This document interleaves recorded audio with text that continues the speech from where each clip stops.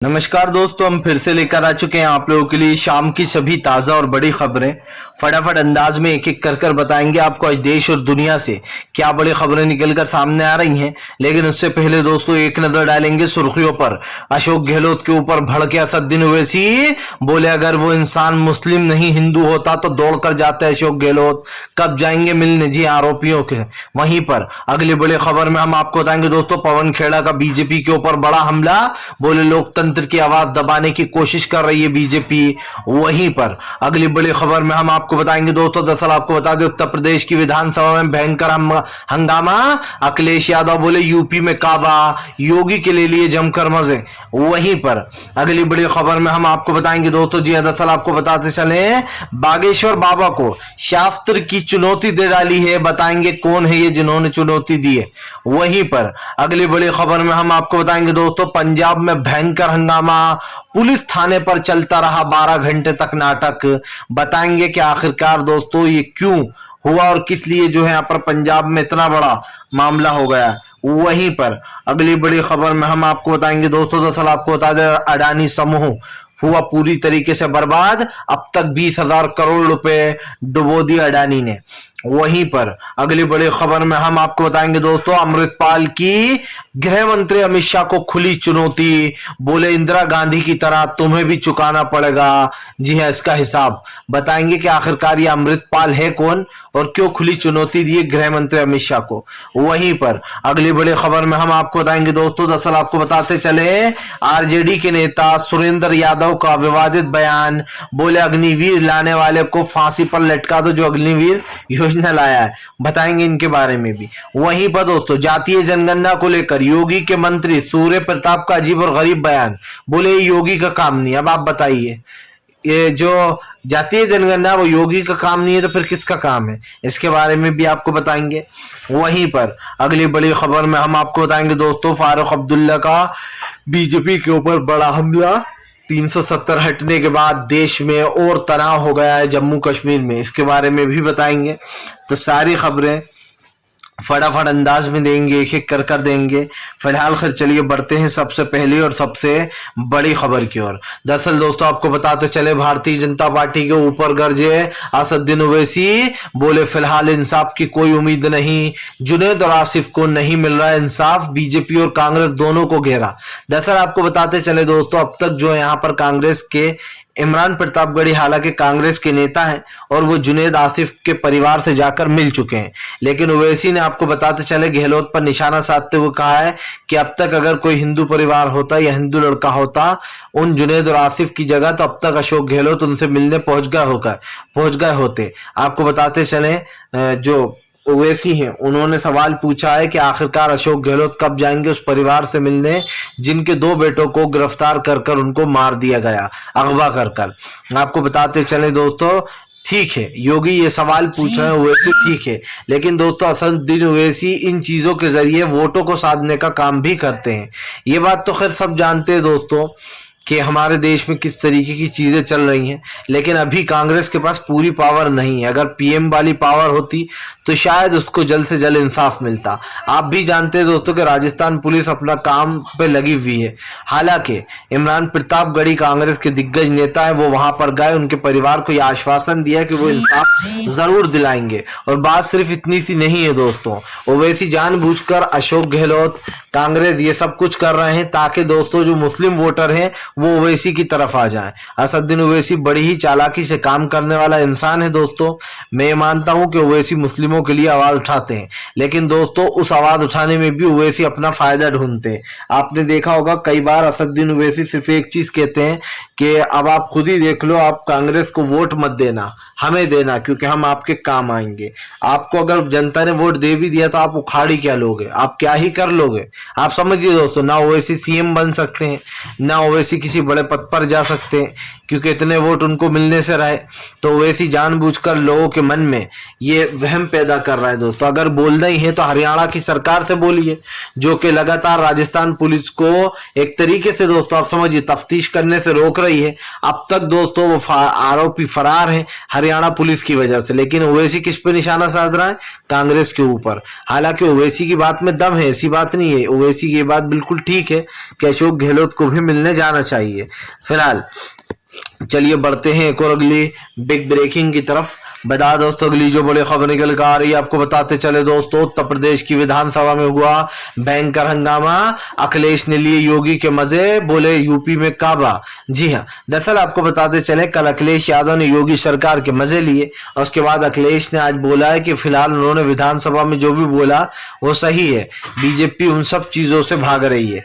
अखिलेश यादव ने कहा कि हमने कहा यूपी में काबा।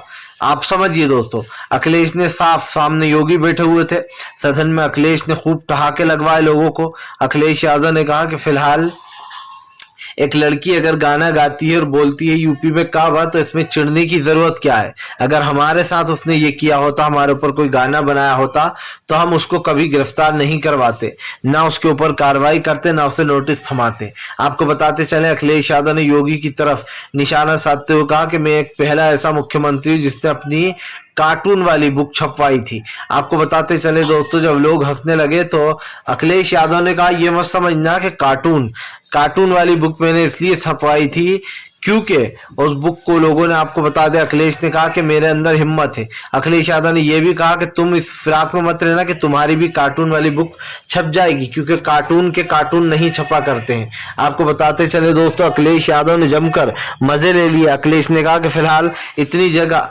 देश में जाग चुके हो, अमेरिका वगैरह वित्त मंत्री अभी घूम कर आए हैं, इतना बता दो कि कौन सी अमेरिका की सड़क पर आपने सांड को देखा। आपको बता दें दोस्तों, दरअसल सांड आए दिन लोगों को मार देते हैं। उत्तर प्रदेश में सांडों का कहर बरसता है, आपको पता ही है, और उठा उठाकर बुजुर्गों को, बच्चों को फेंक देते हैं, जिसके कारण उनकी मौतें हो जाती हैं। लेकिन ऐसे सांडों को गौशाला में क्यों नहीं डाला जाता। फिलहाल चलिए बढ़ते हैं एक और अगली बिग ब्रेकिंग की तरफ। बता दोस्तों अगली जो बड़ी खबर निकल कर आ रही है आपको बता दे दोस्तों, भारतीय जनता पार्टी के ऊपर जमकर गरजे राहुल गांधी, बोले लोकतंत्र को रोंदने की कोशिश कर रही है बीजेपी। आपको बताते चले दोस्तों, दरअसल कल पवन खेड़ा को गिरफ्तार कर लिया गया। गिरफ्तारी के बाद काफी जब ड्रामा हुआ तो सुप्रीम कोर्ट से पवन खेड़ा की जमानत कराई गई। हालांकि सुप्रीम कोर्ट ने जो टिप्पणी की दोस्तों मेरे दिमाग से ऊपर है। सुप्रीम कोर्ट ने कहा कि आपको ऐसी टिप्पणी नहीं करना चाहिए थी, लेकिन दोस्तों आपको याद होगा कि पवन खेड़ा के मुंह से ये निकला था नरेंद्र मोदी, दामोदर नरेंद्र मोदी, इस तरीके से उन्होंने बोल दिया था। उसके बाद उन्होंने माफी भी मांग ली थी उसी वक्त कि सॉरी मुझसे गलती हो गई, गलत निकल गया मुंह से। लेकिन दोस्तों आप समझिए, जैसे फंबल तो मोदी जी भी मारते हैं। आप अभी एक मोदी जी का वीडियो था, उसमें मोदी जी कह रहे हैं लड़की पटाओ लड़की बचाओ, लड़की पढ़ाओ के बजाय मोदी जी कह रहे हैं लड़की पटाओ। आप समझिए फंबल पड़ा था, ऐसे ही पवन खेड़ा के मुंह से निकल गया सुप्रीम कोर्ट की टिप्पणी कि आपको ऐसा नहीं बोलना चाहिए था। हालांकि सुप्रीम कोर्ट ने सरकार को भी फटकार लगाई, ये अच्छी बात है। लेकिन दोस्तों आप समझिए, क्या पवन खेड़ा का इतना बड़ा जुर्म था कि उनको दोस्तों मेन फ्लाइट से उतार लिया जाए। और हमेशा ये दोस्तों असम पुलिस ही करती है, हमेशा हेमंत विश्वकर्मा दोस्तों आप समझिए खुद ही कोर्ट बन गए हैं और खुद ही जो है अपने आप को पुलिस इंचार्ज समझने लगे हैं। उनके आदेश पर पवन खेड़ा को गिरफ्तार किया गया, ना कोई नोटिस दिया गया, ना ही जो है कोई वारंट जारी किया गया। जब खूब हंगामे हुए तो नोटिस भी बना लिया गया, वारंट जारी कर दिया गया। आपको बता दे जानबूझकर ये सब कुछ किया गया ताकि पवन खेड़ा को परेशान किया जा सके। लेकिन बात सिर्फ इतनी सी नहीं है दोस्तों कि पवन खेड़ा को परेशान किया गया है। बात तो ये भी है कि मोदी सरकार अच्छे से जानती है कि कांग्रेस अधिवेशन से और मजबूत होने वाली है। ये मील का पत्थर साबित होगा कांग्रेस के लिए। इससे पहले भी आपने देखा होगा दोस्तों कि भारत जोड़ो यात्रा के दौरान जब 3 महीने तक राहुल गांधी की यात्रा चलती रही तो मोदी सरकार को बहुत बुरा लगता रहा। सब जानते हैं दोस्तों कि राहुल गांधी एक दिग्गज नेता है और राहुल गांधी को लोग बहुत पसंद भी करते हैं। लेकिन मोदी सरकार को ये बात दोस्तों बिल्कुल हजम नहीं हो रही है। प्रधानमंत्री नरेंद्र मोदी बिल्कुल नहीं चाहते कि राहुल गांधी जो है दोस्तों वो आगे बढ़े, और इसीलिए बीजेपी दोस्तों पूरी कोशिश कर रही है कि वो राहुल गांधी को नीचे दिखाए। लेकिन आप देख लीजिए कि कल पवन खेड़ा को जो घेरा गया उसके बाद बीजेपी की ही फजियत हुई, क्योंकि लोकतंत्र की हत्या कर रही थी बीजेपी। चलिए बढ़ते हैं एक और अगली बिग ब्रेकिंग की तरफ। बता दोस्तों अगली जो बड़ी खबर निकल कर आ रही है आपको बताते चले दोस्तों, भरतपुर रिंकू सैनी तक गिरफ्तार हुआ है दोस्तों, बाकी के सारे बंदे फरार चल रहे हैं। दरअसल आपको बता दें जुनैद और आसिफ की मौत पर एक बड़ा खुलासा हुआ है, जहां पर दोस्तों आपको बताते चले पता चला है कि 20 घंटे तक आसिफ और जो है दोस्तों जुनैद को घुमाते रहे थे ये दो गुट। जी हाँ, आपको बता दें हरियाणा के दो गुटों ने मारा है जो है आसिफ को और जुनैद को। दरअसल आपको बता दें सूत्रों से मिली खबर के अनुसार सबसे पहले तो हरियाणा पुलिस के पास उन दोनों को ले जाया गया। पहले उनको अगवा किया गया राजस्थान के भरतपुर से, और अगवा करने के बाद दोस्तों आपको बता दें उनको खूब पीटा गया। पीटने के बाद जब वो अधमरे हो गए दोस्तों, तो हरियाणा पुलिस ने उनको लेने से मना कर दिया। और उसके बाद आरोपी दोस्तों आपको बताते चले, जो पहले आरोपी थे यानी कि जो पहला गुट था बजरंग दल का, उसने इन दोनों को जिन्होंने अगवा किया और जिन्होंने खूब पीटा अधमरा कर दिया, उसके बाद दोस्तों इस एक गुट ने क्या करा कि अपने दूसरे गुट को बुलाया और फिर उसके हवाले दोस्तों दूसरे गुट के हवाले इन दोनों को कर दिया गया अधमरी हालत में, जब ये मरने जैसी हालत में हो रहे थे जुनैद और आसिफ। उसके बाद दोस्तों दूसरा गुट उनको लगातार 4 जिलों में, आपको बता दें 4 जिलों में 20 घंटे तक घुमाता रहा, यानी कि जब तक मेन अंधेरा ना हो जाए, पूरी रात ना हो जाए। उन चारों को दोस्तों पूरे हरियाणा में घुमाता रहा जब तक रात नहीं हो गई। उसके बाद आपको बता दें मौका देखकर उस दूसरे गुट ने इन दोनों को रात में इनकी गाड़ी में लगा दी आग, और जिसके कारण दोनों बोलेरो में जलकर मर गए। आपको बताते चले दोस्तों इसमें पुलिस की बड़ी लापरवाही सामने आई है। 20 घंटे तक आपके जिलों में कोई घूम रहा है, आप समझिए 4 जिलों में घूम रहा है, उसके बावजूद भी आप निकम्मों की तरह बैठे हुए हो, उन्हें पकड़ नहीं पाए। अफसोस की बात यह है दोस्तों कि हरियाणा पुलिस के ऊपर हमेशा ही आरोप लगते हैं कि वो बीजेपी के अंडर में काम करती है। जैसा बीजेपी कहती है वैसी तफ्तीश होती है। और मैं तो यहाँ तक कह सकता हूँ दोस्तों, हो सकता है मोनू उर्फ जो है यहाँ पर उसको ऐसा छुपा के रखा हो दोस्तों, मोनू मानेसर को किसी जेल में या लॉकअप में, तो पुलिस को मिल ही नहीं पाएगा। वो हो सकता है हरियाणा की किसी जेल या कहीं और मोनू मानेसर छुप गया हो जाके, और उसको बचाने के लिए पुलिस ने अपने थाने में उसको शरण दे दी हो, जेल में उसको शरण दे दी हो। क्योंकि भाई बीजेपी कुछ भी कर सकती है उन लोगों को बचाने के लिए। लेकिन मैं आपको बता दूं दोस्तों, मोनू मानेसर बहुत चालाक शातिर है, उसने ही ये मर्डर किया है और उसके बाद दोस्तों वो भाग निकला। आपको बता दें कल राजस्थान पुलिस ने दूसरी लिस्ट भी जारी की थी, क्योंकि उन्हें पता चला था कि एक लिस्ट ये है दूसरे लोगों की, जिसमें आपको बता दोस्तों लोगों ने सोचा कि आखिरकार इससे मेन आरोपी मोनू मोनेसर का नाम गायब क्यों है। लेकिन बाद में पता चला कि दरअसल मोनू मोनेसर का नाम उस लिस्ट से इसलिए गायब है कि वो दूसरे आरोपियों की लिस्ट है दोस्तों। जैसे कि मैंने आपको बताया कि 20 घंटे तक घूमती रही गाड़ी, और दोस्तों वो 2 गुट थे। एक गुट जिसने किडनैप किया राजस्थान से उन दोनों को, खूब पीटा, उनको इधर उधर घुमाया। उसके बाद दोस्तों आप समझिए उन चारों उसके बाद दूसरे गुट को जब वो सौंप देते हैं तो वो गुट रात को मौका देखकर उन दोनों को जला देता है। ये है पूरी कहानी। अब तक आपको बता दें हरियाणा पुलिस के हाथ खाली, राजस्थान पुलिस के हाथ खाली, क्योंकि अब तक सिर्फ एक आरोपी जो उनकी पकड़ में आया, बाकी सारे फरार चल रहे हैं। जाहिर सी बात है ये कहना गलत नहीं होगा कि उन लोगों को बचाने में बड़े नेताओं का हाथ है। फिलहाल चलिए बढ़ते हैं एक और अगली बिग ब्रेकिंग की तरफ।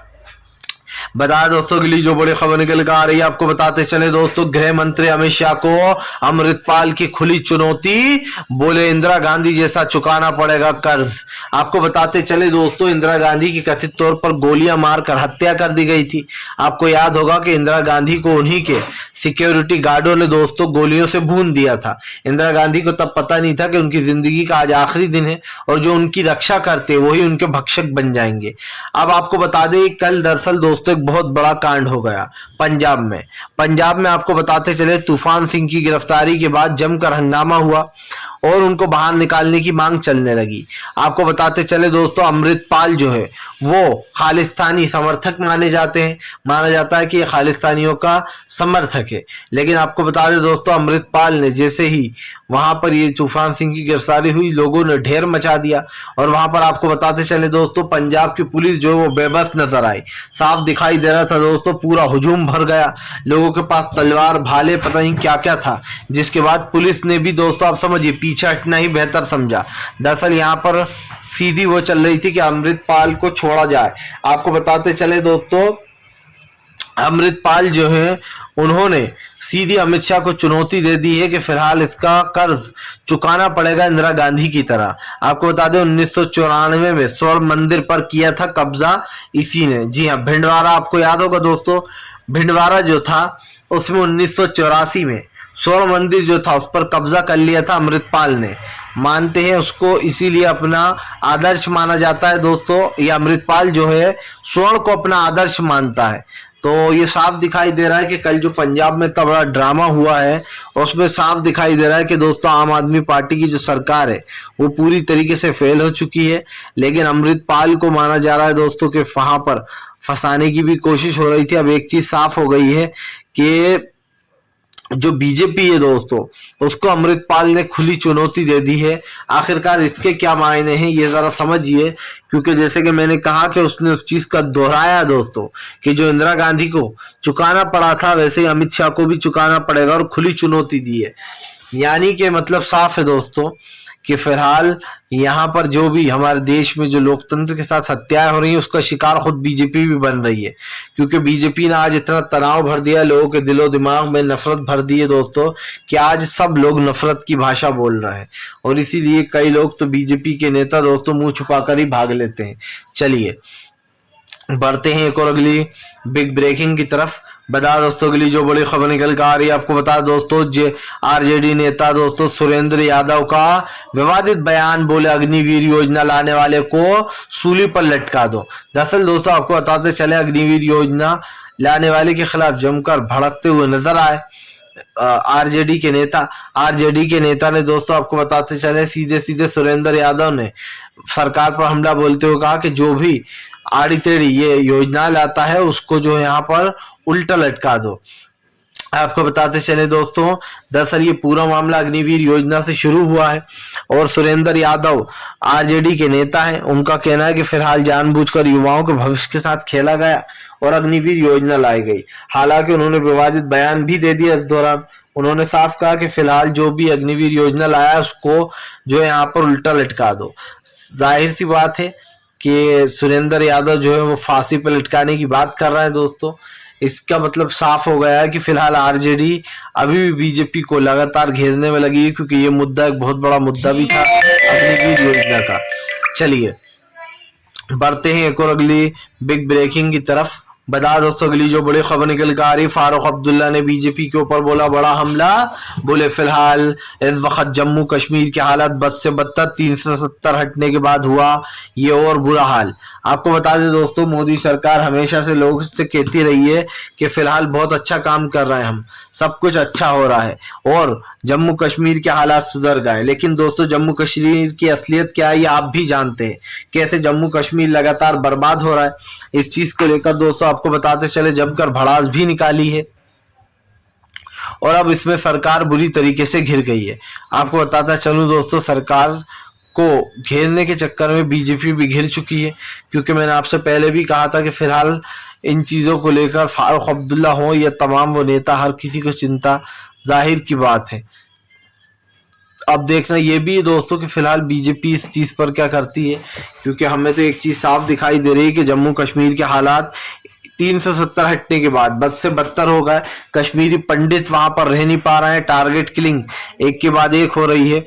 फिलहाल चलिए बढ़ते हैं एक और अगली बिग ब्रेकिंग की तरफ। बता दोस्तों अगली जो बड़ी खबर निकल कर आ रही है आपको बताते चले दोस्तों भारतीय जनता पार्टी के ऊपर गरजे नीतीश कुमार, बोले बीजेपी के पास और कुछ काम नहीं, सिर्फ हमारी कमियां गिनवाने के बजाय। आपको बताते चले दोस्तों यहाँ पर सीधे सीधे हमला बोल दिया नीतीश कुमार ने बीजेपी के ऊपर हमला बोलते हुए कहा कि बीजेपी के पास और कुछ काम नहीं है, वो सिर्फ हमारी कमियां निकालती रहती है।